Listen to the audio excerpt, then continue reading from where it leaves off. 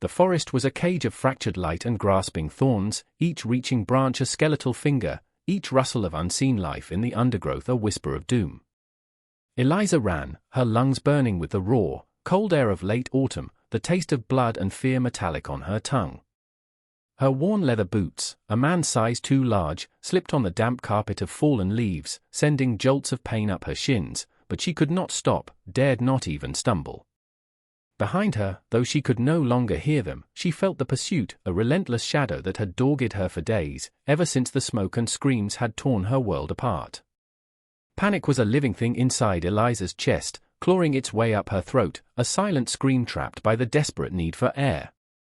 Every shadow seemed to coalesce into a threat, every snap of a twig underfoot sounded like a gunshot in the oppressive silence of the deep woods. She had been running for so long she no longer knew which direction led to safety, or if safety even existed anymore in this ravaged land. Her vision blurred with exhaustion, trees merging into a dizzying green and brown smear. Just as she thought her legs would give out, that she would collapse and let the forest reclaim her, she burst from a thicket of rhododendron into a small, sun-dappled clearing. For a heart-stopping moment, she thought she had found a reprieve. Then she saw him. He stood at the far edge of the clearing, as still and silent as the ancient oaks surrounding them, a figure carved from the very essence of the wilderness. He was tall, leanly muscled, his dark hair falling loose around a face that seemed sculpted from stone and shadow. His eyes, like chips of obsidian, were fixed on her, unblinking, unreadable. He wore buckskin leggings and a simple tunic, a quiver of arrows slung across his back, a long knife sheathed at his hip. A Cherokee warrior. The stories, the warnings, the terrified whispers of the settlers, all crashed down on Eliza with the force of a physical blow. This was it. This was the end she had been fleeing, only to run directly into its embrace. She froze, her breath catching in her throat, her body rigid with a terror so profound it stole her ability to scream, to plead, to even weep. She could only stare, her heart hammering against her ribs like a trapped bird. He made no move, no sound. The silence stretched, taut and suffocating, broken only by her ragged gasps for air and the distant caw of a crow. She saw the strength in his posture, the predator's grace in his stillness, the generations of survival etched into the lines of his face. He was everything she had been taught to fear, the embodiment of the wild, untamed land that had swallowed her hopes and her family. She braced for the arrow, the knife, the sudden, brutal end. Her eyes squeezed shut, a single tear escaping to trace a cold path through the grime on her cheek. She thought of her mother's face, her father's calloused hand, the smell of wood smoke from their cabin hearth, all gone, all ashes. Let it be quick, she prayed, a silent, desperate plea to a God she wasn't sure listened anymore. When nothing came, no searing pain, no crushing blow, she forced her eyes open. He was still there, watching her, his expression unchanged. But he had not moved to draw his bow, nor had his hand gone to his knife. He simply observed her, his gaze intense, analytical, stripping away her layers of dirt and desperation, seeing something she could not fathom. He took a slow, deliberate step towards her. Eliza flinched, a small, involuntary movement. She pressed herself back against the rough bark of a tree, as if trying to melt into the wood. He stopped again, perhaps 10 paces from her. The sun caught the sharp line of his cheekbone, the hawk-like curve of his nose. He was not the painted savage of her nightmares, but something far more unsettling, a man, intelligent, discerning, and utterly in command of the situation. He tilted his head slightly, a gesture that might have been curiosity or judgment. The air crackled with unspoken questions, with the weight of history and hatred that lay between their peoples. She expected a war cry, a triumphant yell, but he remained silent. His gaze dropped for a moment, taking in her torn dress, her bleeding hands, her trembling frame. Then his eyes met hers again, and for the first time, she thought she saw something other than cold assessment. A flicker of something. It was not pity, not kindness, but perhaps a recognition of her utter defeat, her complete vulnerability. He raised a hand, slowly, and Eliza tensed, her muscles coiling for an impact that still did not come. Instead of reaching for a weapon, he gestured vaguely towards the path she had just stumbled from, then towards the dense woods beyond him. It was not a threat, nor an invitation. It was either a statement? A question? She could not decipher it. He then did something truly unexpected. He turned his head slightly, his attention shifting to the sounds of the forest behind him, the direction from which she had fled. His focus was absolute, his body language subtly changing, becoming even more alert, if that were possible. He was listening, not to her, but to the distance. For a long moment, he seemed to forget her existence. Then, with the same deliberate slowness, his gaze returned to her. He took another step, and another. Eliza's breath hitched. He stopped directly in front of her, so close she could see the intricate beadwork on his moccasins, smell the faint, earthy scent of pine and wood smoke that clung to him. She stared at the tan column of his throat, unable to meet those piercing eyes. This was it. He would kill her now. She waited. The seconds stretched into an eternity. Then, his hand moved, not with violence, but with a strange, almost gentle precision. He reached out, not for her throat, but towards the rough bark of the tree beside her head. His fingers brushed a strand of her disheveled hair, tucking it almost absently behind her ear. The touch was so light, so unexpected, it sent a shiver down her spine that had nothing to do with fear and everything to do with utter confusion. He said nothing. His eyes searched hers for another long moment.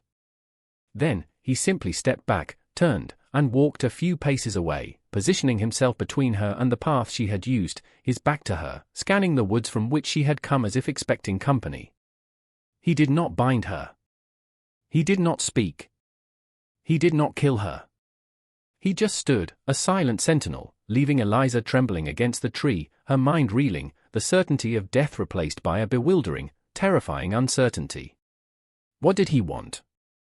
Why was she still alive? The question echoed in the sudden, profound silence of her reprieve, a silence more daunting than the expected blow. The warrior, Atzela, kept his back to the white woman, though every sense was alert to her presence, to the subtle shift of her weight against the tree, the ragged rhythm of her breathing. He had seen the terror in her eyes, the absolute conviction that her death was imminent. It was a look he had witnessed too many times, on too many faces, both his own people's and the invaders'. The weariness of it settled deep in his bones, a cold ache that no fire could warm. He had been tracking the same party she fled, a small band of militia, more like scavengers, led by a man whose cruelty was a dark stain on the land. They were not soldiers, they were predators, and their trail was marked by blood and sorrow. When he had seen her burst into the clearing, alone, desperate, she was less an enemy and more a piece of flotsam tossed up by the storm of conflict. Killing her would have been easy, expected. Some of his kin would have demanded it, a small measure of retribution for the endless grief the settlers had brought. But Atzela looked at her, at the thinness of her frame, the raw scrapes on her hands, the haunted hollowness in her eyes, and saw not a threat, but another victim of the encroaching chaos. There was no weapon in her hand, no fight left in her spirit, only a primal fear. What purpose would her death serve? It would not bring back his younger brother, lost to a soldier's fever in the forced marches. It would not restore the forests cleared for their useless farms, nor silence the endless clang of their axes. It would only be another drop of blood in a river already overflowing. He listened, his senses stretching into the forest. The men pursuing her were close, perhaps half an hour behind, their movements clumsy, loud to his trained ears. They would be searching this area soon. The woman was a complication he did not need, but leaving her to them was not an option that sat easily with him. Their brutality was indiscriminate. His gaze swept the clearing. It was a poor place to be caught. Too open. He needed to move, and quickly. But what of her? He could not take her to his people, some were too bitter, too suspicious. She would not be safe. He could not leave her here. He glanced back at her. She was still pressed against the tree, watching him with wide, terrified eyes, like a trapped deer. He needed to convey his intentions, or lack of hostile ones, without words she would understand, without alarming her further. He walked back towards her, slowly, his hands kept deliberately open and away from his weapons. She flinched as he approached, but held her ground, a flicker of desperate defiance now mixed with the fear. He stopped a few feet away. He unslung the water skin from his hip, a simple pouch of cured hide. He uncorked it and, holding her gaze, drank a mouthful himself, then extended it towards her. Her eyes darted from the water skin to his face, suspicion warring with desperate thirst. He could see the dryness of her lips, the way she swallowed with difficulty. He held it out, patient. After a long moment, her hand, trembling, reached for it. Her fingers brushed his as she took the skin, a fleeting contact that seemed to startle them both. She drank deeply at first, then more slowly, as if rationing the precious liquid. When she was finished, she looked at him, a question in her eyes. "Why?" she whispered, her voice raspy, barely audible.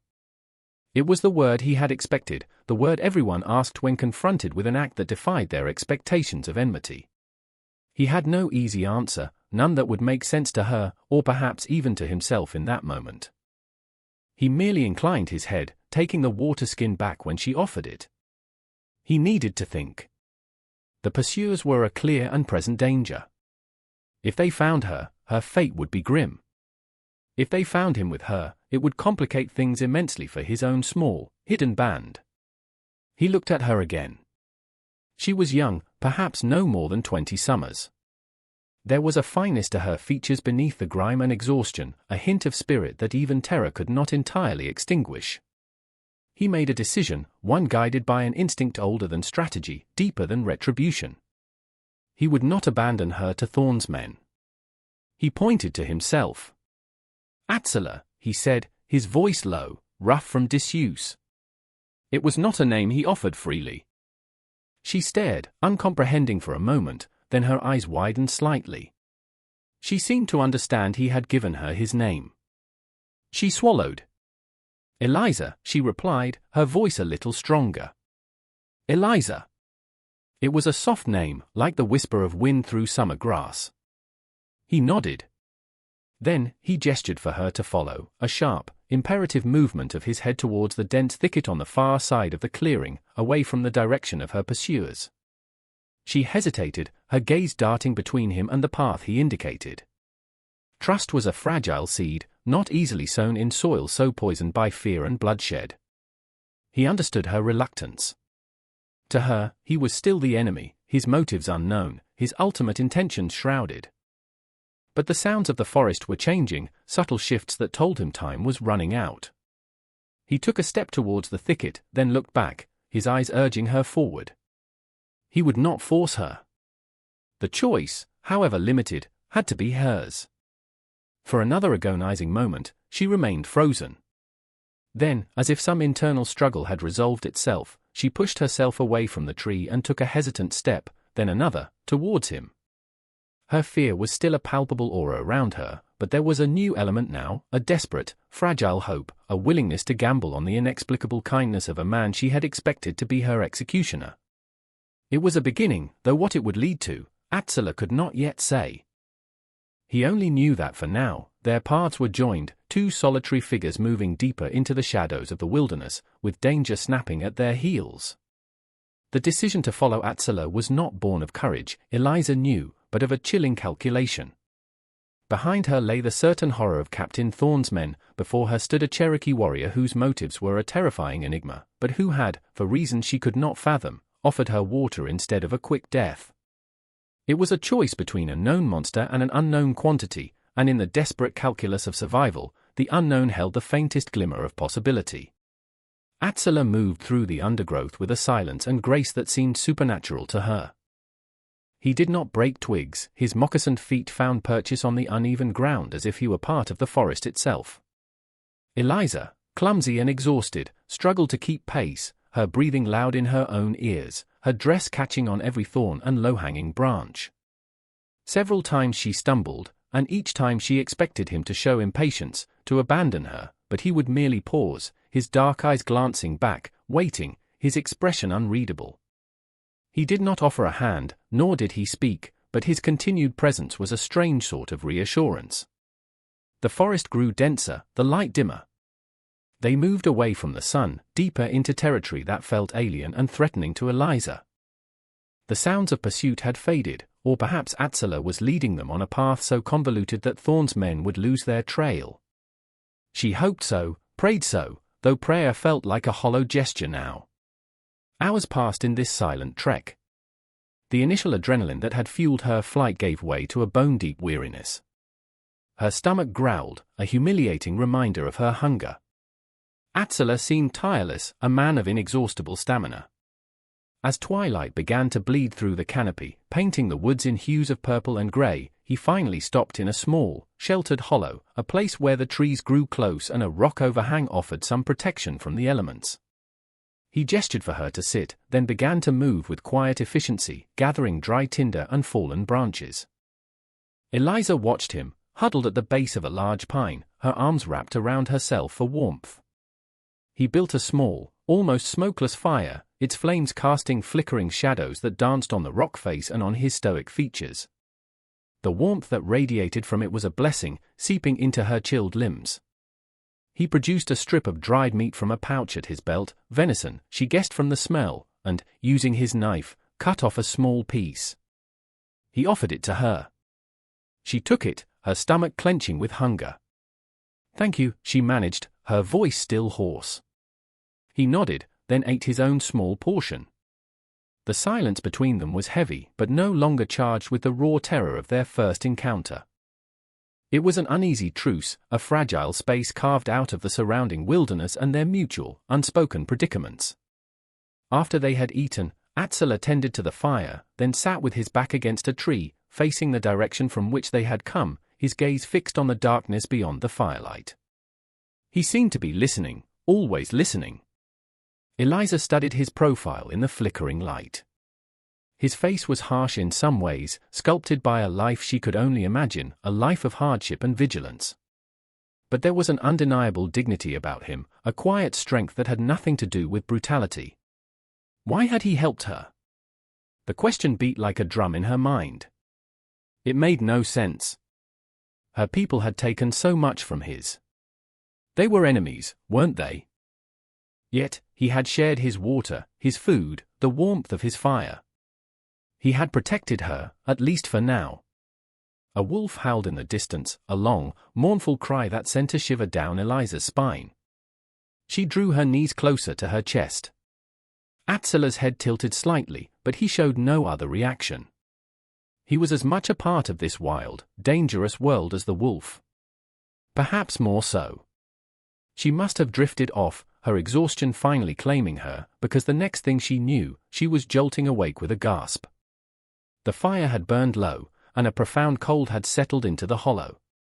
Atzela was no longer sitting by the tree. For a panic moment, she thought he had abandoned her. Then she saw him, a dark shape moving near the edge of their small camp. He returned, carrying a few more branches, which he added to the embers, coaxing the flames back to life. He glanced at her, then settled back in his previous spot, his vigil resuming. He had not left her. The realization brought a strange pang, something akin to relief, but more complex, more confusing.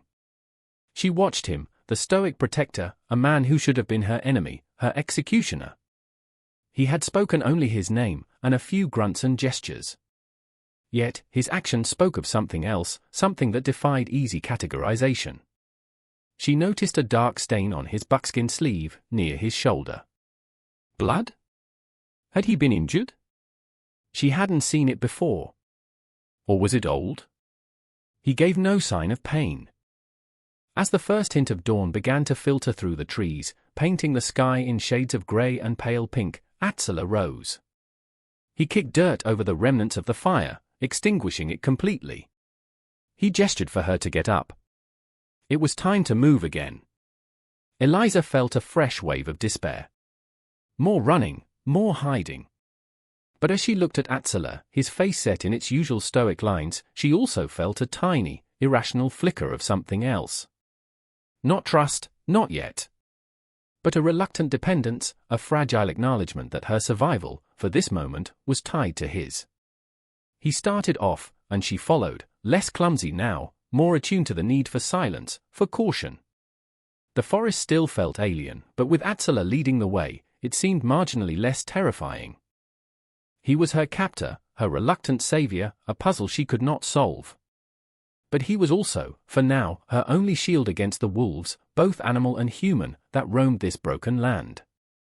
And as they walked, a new question began to form in her mind, pushing aside the constant refrain of why. It was a question about him, about the life that had shaped him into this silent, formidable man.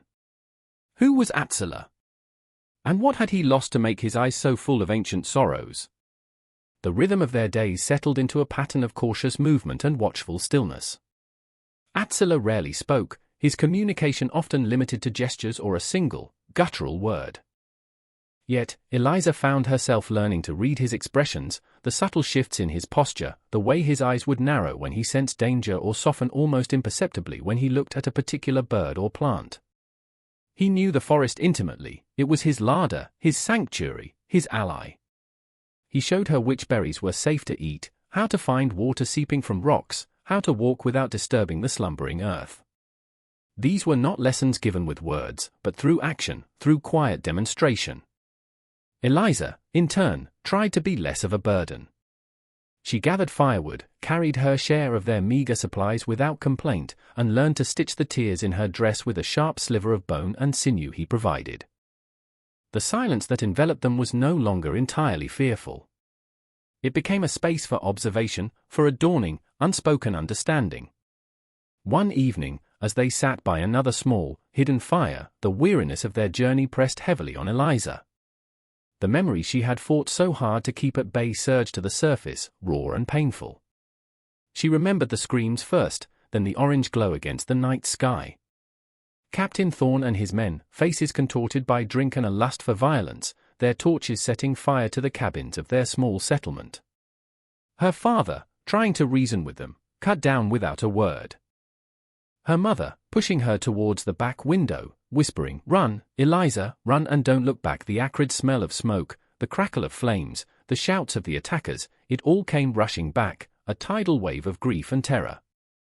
Tears welled in her eyes, hot and stinging, and this time she did not try to stop them. They streamed down her face, silent witnesses to her desolation. Atzela watched her, his usual stoicism undisturbed, yet his gaze seemed to hold a different quality, a deeper attention.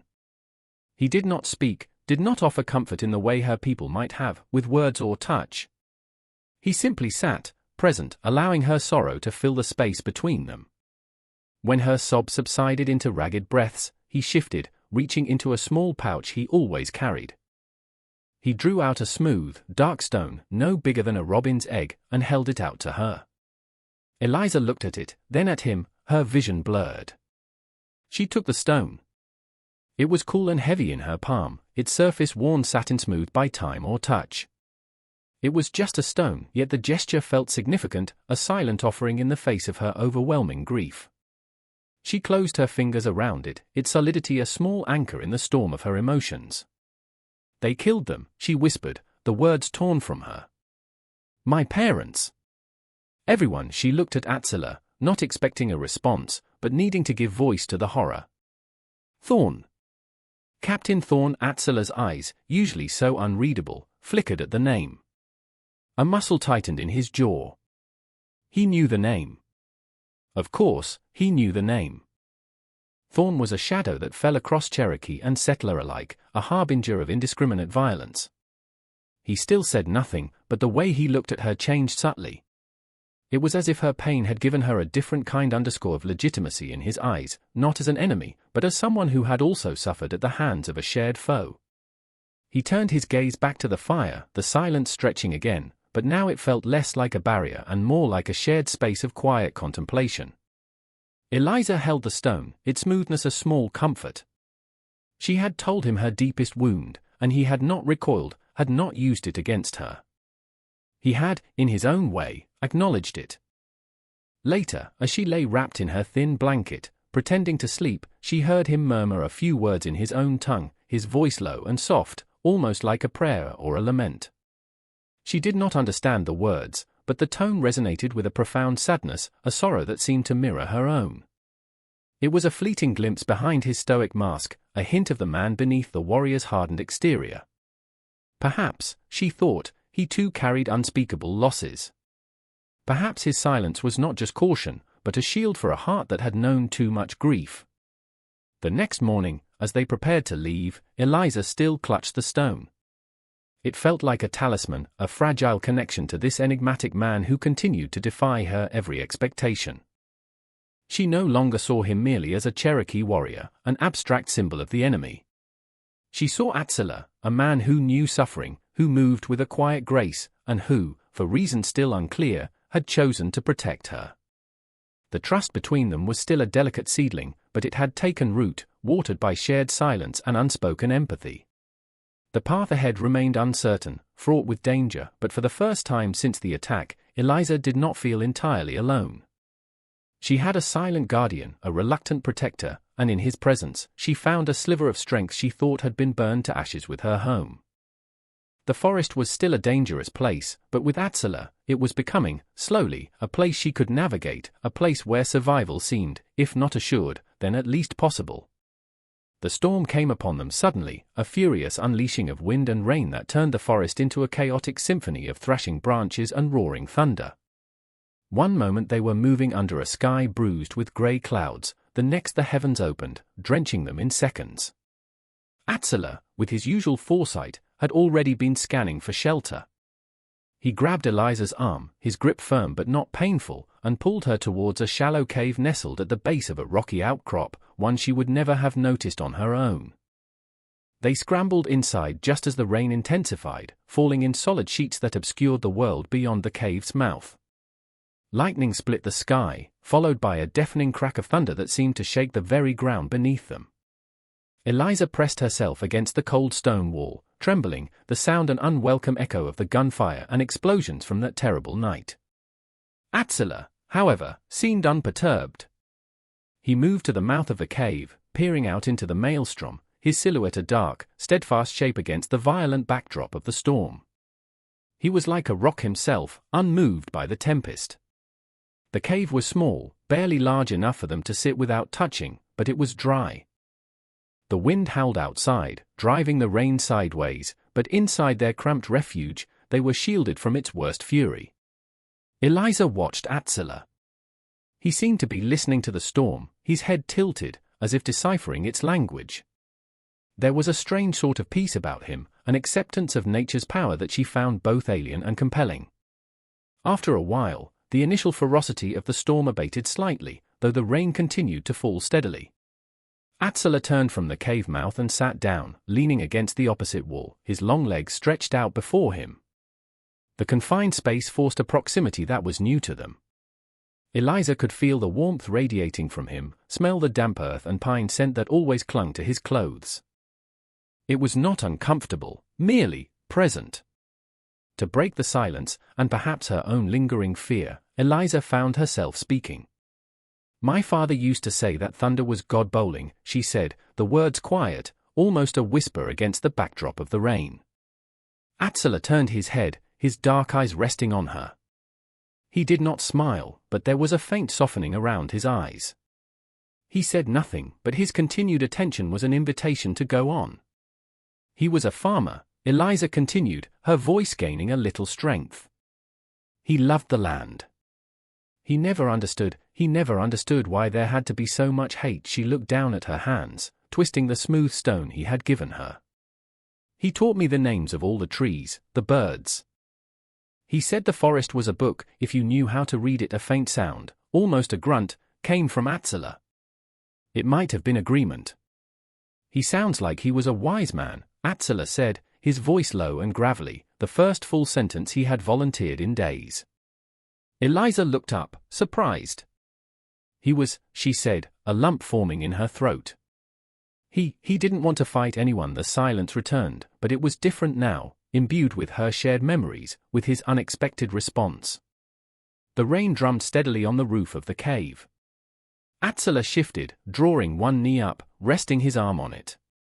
My people also read the forest, he said, his gaze distant, as if looking through the cave wall into a past she could not see. It speaks to those who listen. It provides for those who respect it. He paused, then added, so quietly she almost missed it, many no longer listen. They only take the words hung in the air, heavy with unspoken meaning. Eliza understood. She had seen the cleared forests, the muddy, scarred land around the newer settlements, the waste. Atzela wasn't just talking about trees and animals, he was talking about a way of life, a reverence that was being destroyed. For the first time, she felt a pang of shame for her own people, for their relentless, often blind, expansion. Later, as the storm began to recede and a watery sunlight tried to pierce the clouds, Atzela noticed Eliza shivering. Despite the shelter, the dampness had seeped into her bones. He had a single, worn blanket roll. Without a word, he untied it and draped half of it over her shoulders, sharing its meager warmth. She looked at him, startled by the gesture. "Thank you," she murmured, pulling it closer. His arm brushed hers as he adjusted the blanket, a brief, impersonal contact, yet it sent a flicker of warmth through her that had nothing to do with the wool. It was an act of simple, human kindness, stripped of any pretense or agenda. It was in these small moments, the shared food, the offered blanket, the quiet understanding, that the wall of fear and mistrust between them was slowly, painstakingly being dismantled. He was still an enigma, a man of deep silences and few words, but he was no longer the terrifying figure she had first encountered. He was Atzela, her protector, her guide, a man who, despite the bitterness that must surely reside within him, still possessed a core of decency, a moral compass that guided his actions in ways she was only beginning to comprehend. As the last drops of rain pattered from the leaves outside, and the forest began to steam in the returning sun, Eliza felt a subtle shift within herself. The terror was fading, replaced by a weary resilience and a growing, hesitant respect for the Cherokee warrior who sat beside her. He had saved her from the storm, just as he had saved her from Thorn's men. And in doing so, he was slowly saving her from the crippling weight of her own despair. She didn't know what the future held, but for now, in this small cave, with this silent man, she felt a fragile sense of safety, a moment of peace in a world torn apart by violence. One evening, huddled by a carefully concealed fire in a deep ravine, the air sharp with the scent of pine and damp earth, Atzela finally spoke of himself. It was not a sudden outpouring, but a slow, reluctant unfurling of words, drawn from him perhaps by the shared solitude, or by something he saw in Eliza's patient, questioning gaze. She had asked him, simply, "Where is your village, Atzela?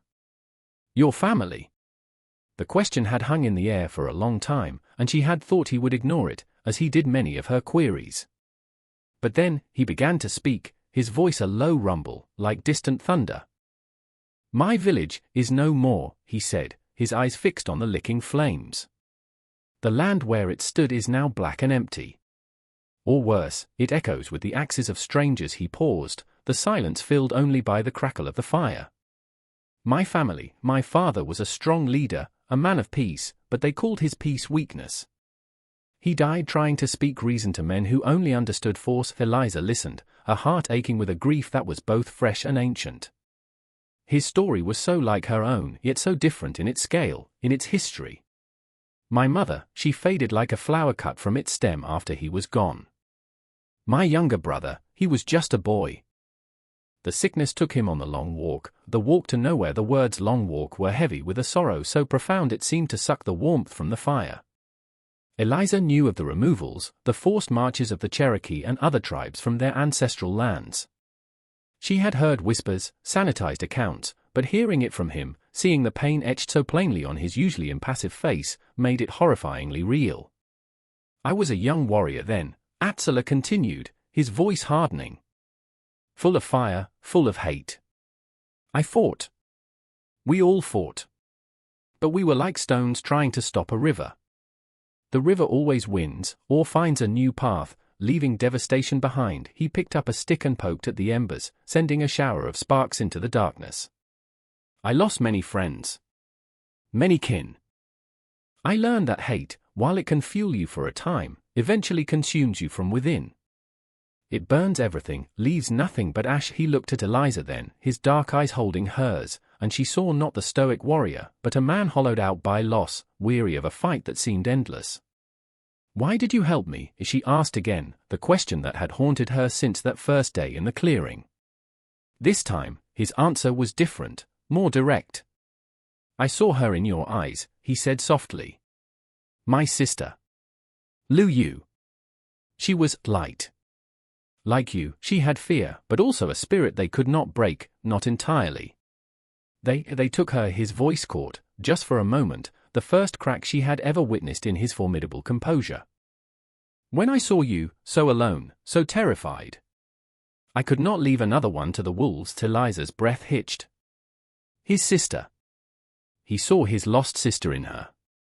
It was a revelation that struck her to the core, explaining so much of his inexplicable behavior. His protection was not abstract, it was personal, deeply rooted in his own tragedy. I am not her, Atzela, she whispered, tears pricking her eyes. I know, he said, his gaze returning to the fire. But the pain of not being able to protect her, it remains. Perhaps by helping you, I quiet some small part of that pain. The honesty in his voice was raw, vulnerable. It forged a new, deeper connection between them, a bond built on shared sorrow and a mutual understanding of loss. He had bared a piece of his soul to her, and in doing so, had entrusted her with his pain. Eliza felt an overwhelming wave of empathy for this man, this supposed enemy who had shown her more compassion than many of her own kind. She understood now that his stoicism was not a lack of feeling, but a shield forged in the fires of immense suffering. His reluctance to speak was not disdain, but a weariness of words that could never truly capture the depth of his grief or the injustices his people had endured. I am sorry, Atzela, she said, her voice thick with emotion. For your sister. For your people. For all of it. He nodded slowly, a silent acknowledgement. He did not want her pity, she knew, but her understanding, her empathy, that, perhaps, he could accept.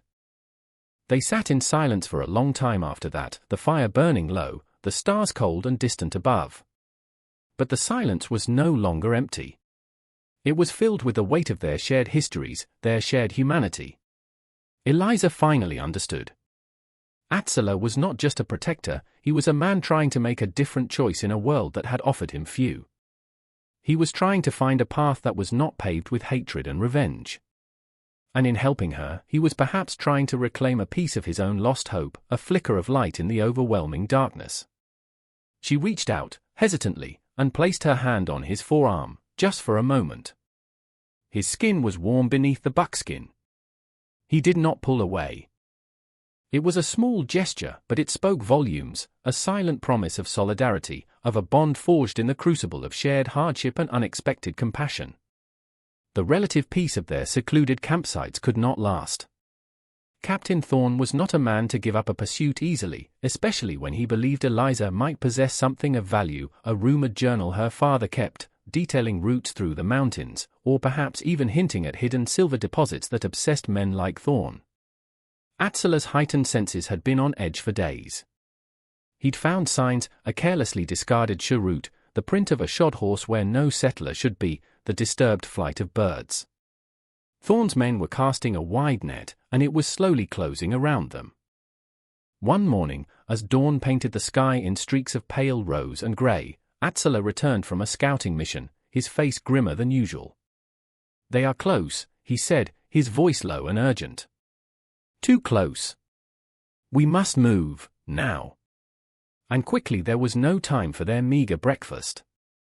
They packed their few belongings in silence, the familiar knot of fear tightening in Eliza's stomach.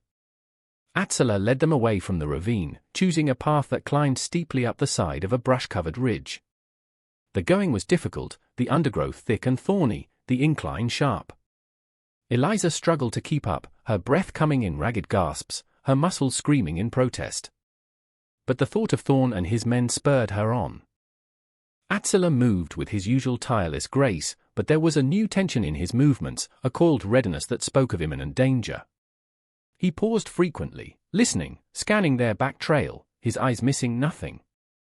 By mid-morning, they reached the summit of the ridge, which offered a panoramic view of the surrounding valleys and forests. Atzela crouched behind a cluster of boulders, pulling Eliza down beside him. He pointed. Far below, tiny figures on horseback were moving along the riverbank they had followed days before. Thorne's patrol.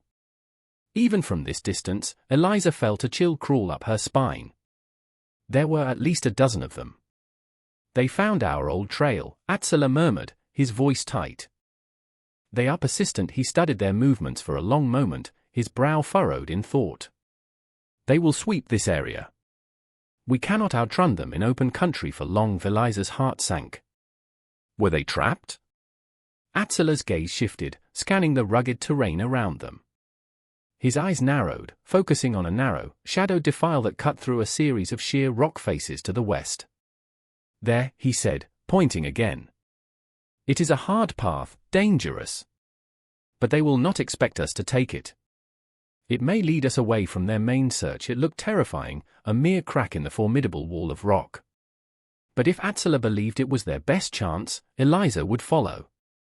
What if they have dogs? She asked, remembering the baying hound she had heard during her initial flight. They do, Attila confirmed, his expression grim. We must be careful with our scent. The recent rain will help, but not for long. He explained his plan. They would try to reach the defile before Thorn's men could pick up their fresh trail. It would be a race against time, a desperate gamble. As they began their descent towards the defile, keeping to the shadows and using every rock and tree for cover, Eliza found herself thinking about her father's journal.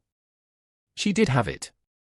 She had sewn it into the lining of her cloak moments before fleeing her burning home, a last desperate act to preserve something of her father's legacy, his meticulous observations of this new, wild land.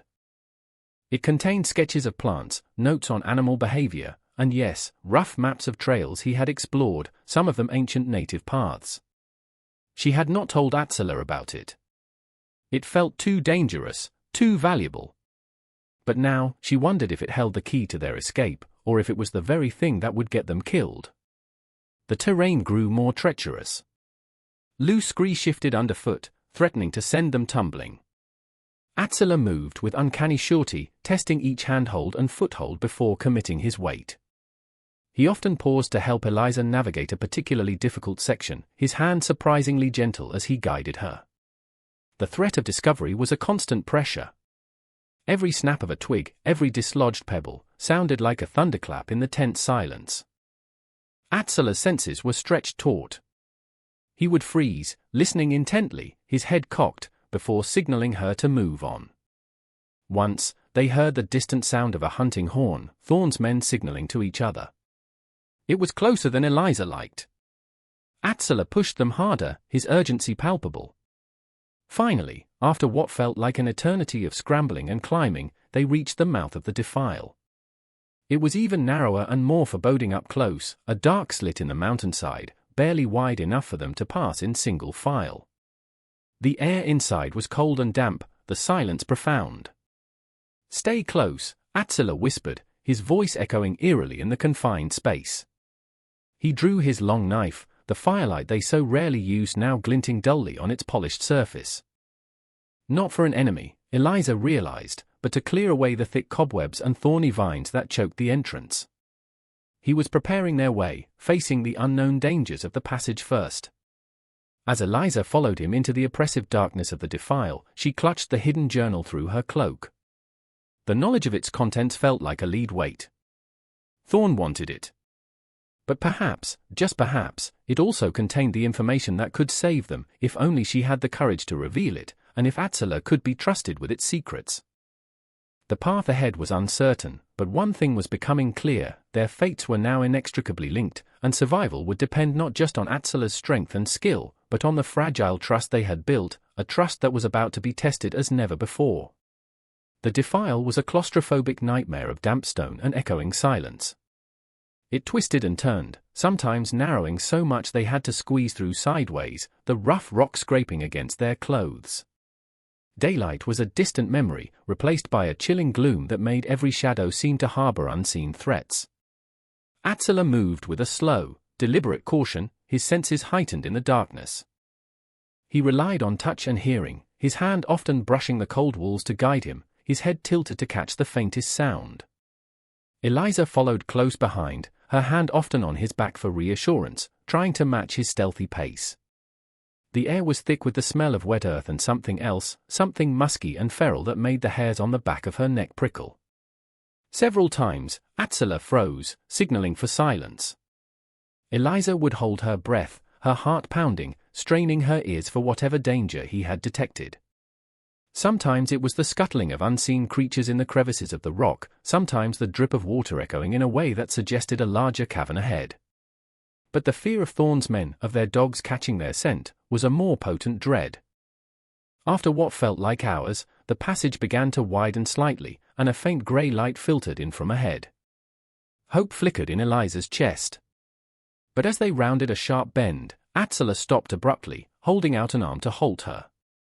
Before them, the defile opened into a small, circular cavern, and in its center, illuminated by a sliver of light from a crack high above, was a sight that made Eliza gasp. A mountain lion, sleek and powerful, lay sprawled on a rocky ledge, its golden eyes fixed directly on them.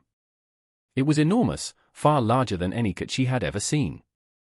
It rose slowly to its feet, its tail twitching, a low growl rumbling in its chest like distant thunder. Eliza felt a primal terror grip her, rooting her to the spot. This was a danger Atzela's knife could not easily dispatch. Atzela stood his ground, his body positioned slightly in front of Eliza's. He did not draw his knife further, nor did he make any sudden moves. He simply met the cougar's gaze, his own expression unreadable, yet radiating an aura of calm authority that was almost hypnotic.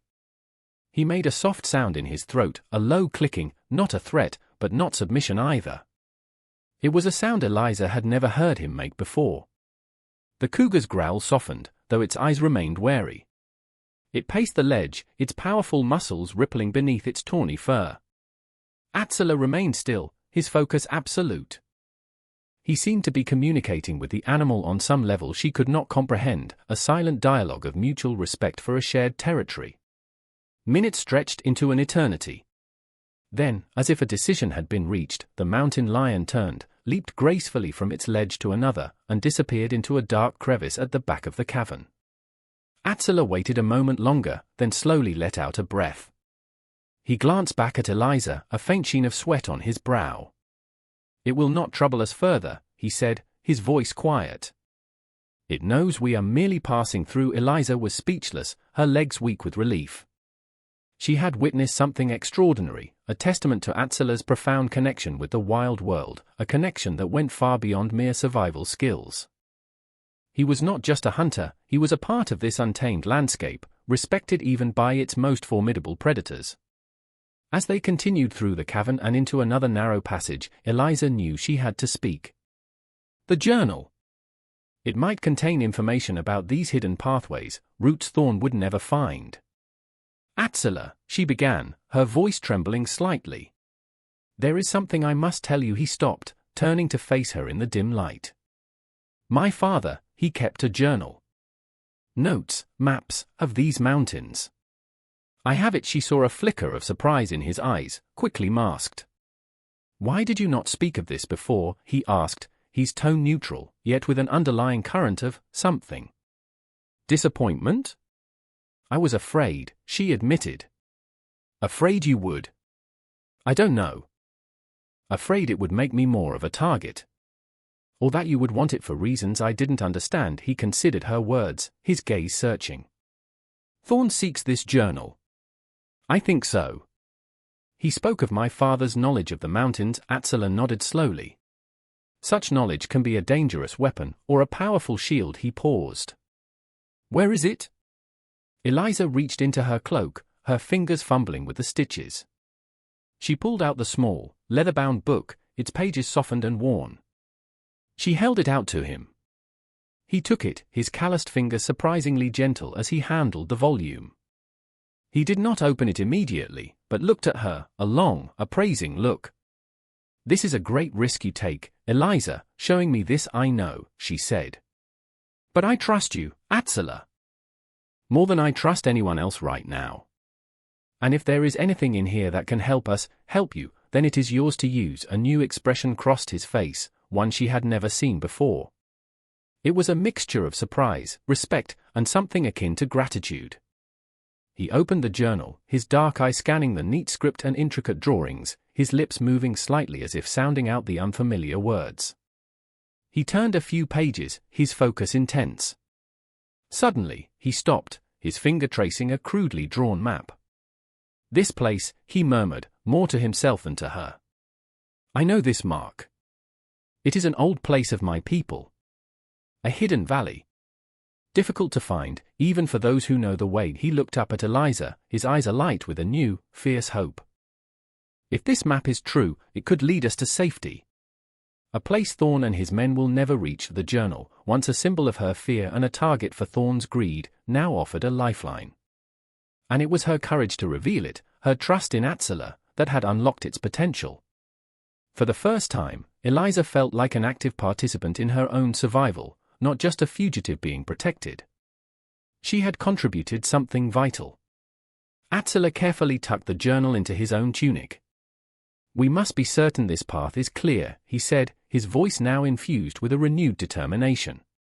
"But if it is, we may yet escape this trap." He looked at her, a rare, almost imperceptible softening around his mouth, not quite a smile, but close. "You are brave, Eliza." Braver than you know. His words, so simple, so unexpected, filled her with a warmth that chased away the chill of the defile. She had faced her fear, trusted her instinct, and in doing so, had perhaps given them both a fighting chance. The warrior and the settler's daughter, united by a common enemy and a fragile, burgeoning trust, were about to embark on the most perilous part of their journey, guided by the secrets of a dead man's journal and the unwavering courage of a woman who was finally discovering her own strength. The final confrontation with Captain Thorn and his men was not a grand battle, but a desperate, close-quarters struggle in the treacherous, rocky terrain leading to the hidden valley Atzela had identified from Eliza's father's journal. Thorn, relentless and cunning, had somehow anticipated their general direction, perhaps by forcing information from some unfortunate settler or by simply understanding the lay of the land better than they had hoped. They were ambushed as they navigated a narrow, boulder-strewn gully, the crack of rifles echoing off the canyon walls, bullets whining past their heads, chipping stone with terrifying force. Atzela reacted instantly, shoving Eliza behind a large rock formation before spinning to return fire with his antiquated but deadly accurate hunting rifle. He moved with a warrior's instinct, using the terrain to his advantage, a fleeting shadow among the stones. But there were too many of them. Thorn's voice, harsh and triumphant, boomed across the gully. "Nowhere left to run, savage. Give me the girl and the journal, and I might let you die quick." Eliza peered out from behind her cover, her heart hammering. She could see Atzela, pinned down by two riflemen, while Thorn himself, a burly, bearded man with eyes like cold chips of ice, advanced cautiously, flanked by several more of his cutthroats. Atzela was outnumbered, outgunned. Fear, cold and sharp, pierced through Eliza, but something else rose with it, a fierce, protective anger. She would not let Atzela die for her. She would not let Thorn win. She remembered a passage in her father's journal, a detail about this very gully, a section of unstable rock, a small overhang that her father had noted as potentially dangerous. It was above where two of Thorn's men had taken cover, firing down at Atzela. It was a desperate chance. "Atzela," she screamed, her voice surprisingly strong over the gunfire. "The rocks! Above them! To your left!" Atzela, glancing back at her for a fleeting second, seemed to understand. He fired a shot that made one of the riflemen duck, then, under covering fire from his own rifle, he scrambled to a new position, one that gave him a better angle on the overhang Eliza had indicated. Thorn, momentarily distracted by Eliza's shout, bellowed, "Get the girl!" One of his men started to move towards her. Eliza fumbled for the only weapon she had, the heavy, smooth stone Atzela had given her. It was pitiful, but it was something. As the man lunged for her, she threw it with all her might, striking him on the side of the head. He stumbled, cursing, giving Atzela the precious seconds he needed. With a powerful, aimed shot, Atzela hit the base of the unstable rock formation. For a horrifying moment, nothing happened. Then, with a groan and a shower of pebbles, the overhang gave way, a cascade of heavy boulders and scree crashing down onto the two riflemen below. Their cries were cut short. The sudden rockslide threw Thorn's men into disarray. Atzela seized the advantage, moving with lethal speed. He took down another man with his rifle, then, as Thorn himself charged forward, roaring in fury, Atzela met him with his long knife. The fight was brutal, primal. Thorn was strong, fueled by rage and greed, but Atzela was faster, more skilled, fighting with the desperation of a man protecting not just his own life, but something far more precious. Eliza watched, horrified yet unable to look away, as the two men grappled. Thorn's knife flashed, and Atzela cried out, stumbling back, a dark stain spreading on his side. Fear, cold and absolute, clenched Eliza's heart. Atzela was hit. Thorn lunged again, aiming for a killing blow. But Atzela, though wounded, was not defeated. He dodged Thorn's clumsy thrust, his own knife darting out like a serpent's tongue, finding a momentary opening in Thorn's defense. Thorn gasped, his eyes wide with shock, then disbelief. He looked down at the hilt of Atzela's knife buried deep in his chest. He swayed, then crashed to the ground, his reign of terror finally at an end. The remaining few of Thorn's men, seeing their leader fall and the unexpected ferocity of their opponents, lost their nerve. They turned and fled, disappearing back down the gully, leaving silence in their wake, a silence broken only by Atzela's harsh breathing and Eliza's ragged sobs of relief and terror. Eliza rushed to Atzela's side. He was leaning heavily against a rock, his face pale, his hand pressed to the bleeding wound in his side. "Atzela," she cried, kneeling beside him, her hands fluttering uselessly.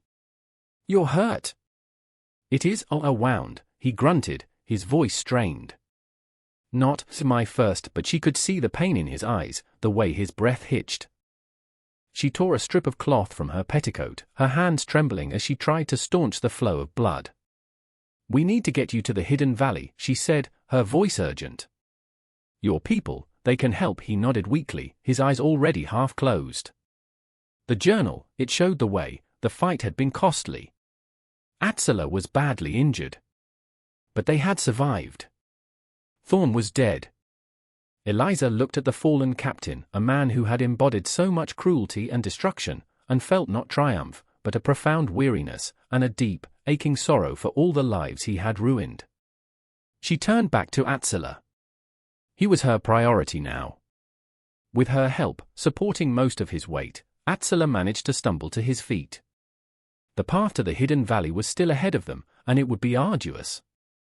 But as Eliza helped the wounded warrior take his first painful steps, she knew she was no longer just the vulnerable catalyst. She had found her courage, her voice.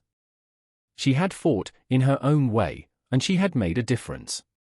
The bond between them, forged in shared hardship and sealed in combat, was now unbreakable. They had faced death together, and together, they would find their way to safety, carrying with them the scars of their ordeal, but also the seeds of a new, hard-won hope. The cost had been high, but in the quiet aftermath of the battle, Eliza understood, they had not just fought for their lives, they had fought for the possibility of a future where understanding might, one day, overcome hatred. The journey to the hidden valley was an agonizing blur of pain for Atzela, an exhausting effort for Eliza. His wound was deep, and though she did her best to keep it clean and bandaged with strips torn from her remaining clothes, fever soon set in. He leaned heavily on her, his breath shallow and ragged, his stoicism eroded by waves of delirium where he muttered in Cherokee, sometimes calling out names Eliza did not recognize, Luyu, his sister, perhaps his father. She spoke to him softly, constantly, offering sips of water, words of encouragement, trying to keep him anchored to the present, to the need to keep moving. Her own grief for her parents, her own trauma, was pushed aside, subsumed by the urgent need to save this man who had saved her.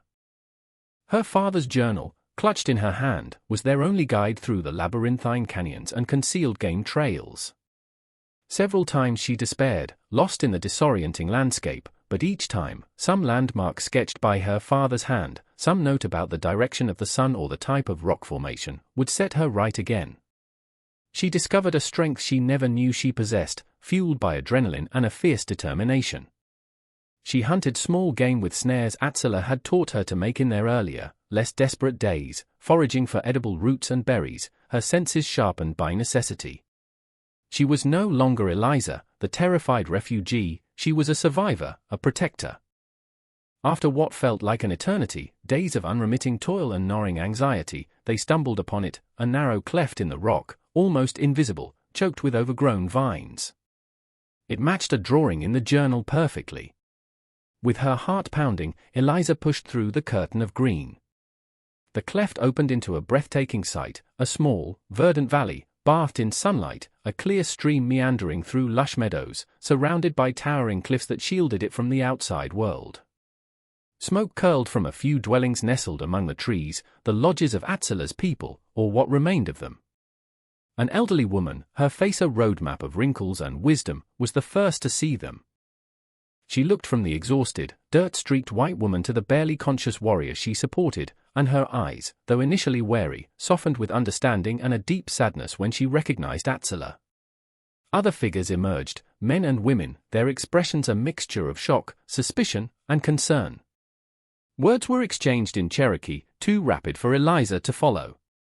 She simply stood there, holding Atzila upright, her strength finally ebbing. An older man, clearly a healer by his demeanor and the herbs he carried, gently took Atzila from her, laying him on a soft bed of furs that others quickly brought. They tended to Atzila's wound with practiced skill, their movements efficient, their voices low and soothing. Eliza watched, feeling suddenly adrift, an outsider. She had brought him here, but this was his world, not hers. The elderly woman who had first seen them approached Eliza. She offered her a gourd of cool water and a piece of freshly baked cornbread. Eliza accepted them gratefully, her hands shaking with fatigue. "You are brave, child," the woman said, her English accented but clear. "You saved Atzila. He is one of the last of our warriors." With the old spirit, Eliza could only nod, tears welling in her eyes. She had done what she had to do. Over the next few weeks, as Atzila slowly recovered under the care of his people, Eliza lived in a strange limbo. She was treated with a cautious kindness, given food and shelter, but she remained an outsider, a reminder of the world that had brought them so much suffering. She helped where she could, gathering firewood, tending the small gardens, learning a few words of Cherokee from the children who, with their innocent curiosity, were the first to truly accept her. She learned more about Atzila's people, their resilience, their deep connection to the land, their quiet dignity in the face of unimaginable loss. She saw the pain in their eyes, but also the enduring strength of their culture, their traditions, their community. It changed her, profoundly. The hatred and fear that had been ingrained in her by her own society began to erode, replaced by a deep respect and a dawning understanding. These were not savages, they were people, like her own, who loved and grieved, who fought to protect their families and their way of life. When Atzila was finally strong enough to walk, he sought her out. He looked different, his face still pale, but his eyes clearer, the haunted look lessened.